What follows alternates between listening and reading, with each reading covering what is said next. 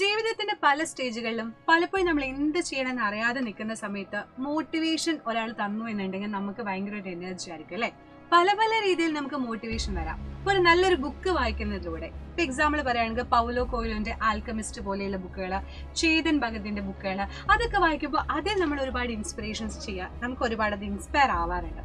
അതുപോലെ തന്നെ പ്രവൃത്തികളിലൂടെ like actions, ഇപ്പൊ ഗാന്ധിജിയെ പോലെ മദർ തെരേസയെ പോലെ അവർ ചെയ്യുന്ന പ്രവൃത്തി കണ്ട് അതിൽ മോട്ടിവേറ്റ് ആയിട്ട് നമ്മൾ എന്ത് ചെയ്യാറുണ്ട്, ഈ പറഞ്ഞ പോലെ നല്ല നല്ല കാര്യങ്ങൾ ചെയ്യാറുണ്ട്. ഇനി വേറൊരു കാറ്റഗറി പറയുകയാണെങ്കിൽ അതാണ് വാക്കുകൾ. ഇപ്പൊ വേർഡ്സിലൂടെ നമ്മളെ മോട്ടിവേറ്റ് ചെയ്യുന്ന ആളുകൾ. അതിൽ ഏറ്റവും ഇമ്പോർട്ടന്റ് ആയിട്ടുള്ള ഒരാളുടെ കാര്യമാണ് ഞാൻ പറയാൻ പോകുന്നത്, നമ്മുടെ വിൻസ്റ്റൺ ചർച്ചിൽ. യുണൈറ്റഡ് കിങ്ഡത്തിന്റെ ഫോമർ പ്രസിഡന്റും അതുപോലെ രാഷ്ട്രീയ തന്ത്രജ്ഞനൊക്കെ ആയിട്ടുണ്ടായിരുന്ന അദ്ദേഹത്തിന്റെ പ്രസക്തമായ ഒരു കോട്ടിൽ നിന്നാണ് ഇന്ന് മിസ് സ്റ്റാർട്ട് ചെയ്യുന്നത്. എന്തായിരുന്നു അദ്ദേഹത്തിന്റെ കോട്ട് എന്ന് വെച്ച് കഴിഞ്ഞാൽ, success is not final, failure is not fatal, it is the courage to continue that counts. അദ്ദേഹം പറഞ്ഞ വേർഡ്സ് എന്താണ് ഉദ്ദേശിക്കുന്നത്? സക്സസ് എന്ന് പറഞ്ഞാൽ ഒരു ഫൈനൽ അല്ല അല്ലെ, ഒരിക്കലും വിജയം എന്ന് പറഞ്ഞാൽ അതൊരു ഫൈനൽ ആയിട്ടുള്ള ലാസ്റ്റ് ആയിട്ടുള്ള ഒരു കാര്യമല്ല.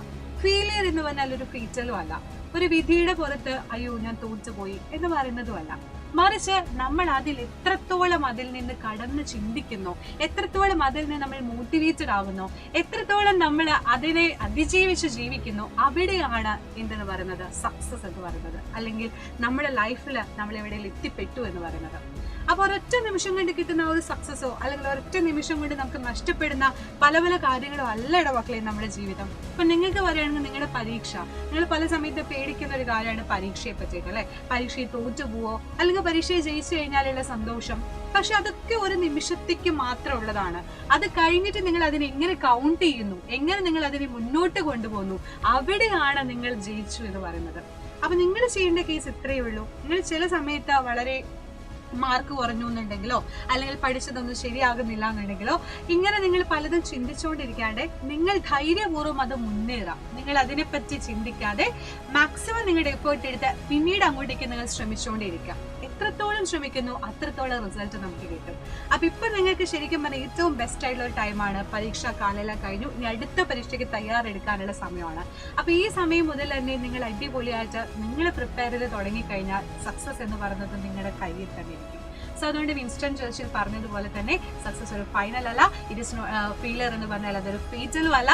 അപ്പൊ നിങ്ങൾ എത്രത്തോളം നിങ്ങൾ അതിൽ ഡെഡിക്കേറ്റഡ് ആകുന്നു, എത്രത്തോളം നിങ്ങൾ അതിൽ നിന്ന് മുന്നോട്ട് പോകുന്നു, ആ ഒരു ഇമ്പോർട്ടൻസ് ആണ് നിങ്ങളുടെ ലൈഫിൽ നിങ്ങൾ നേടിയെടുക്കാൻ പോകുന്ന മാർക്ക് എന്ന് പറയുന്നത്.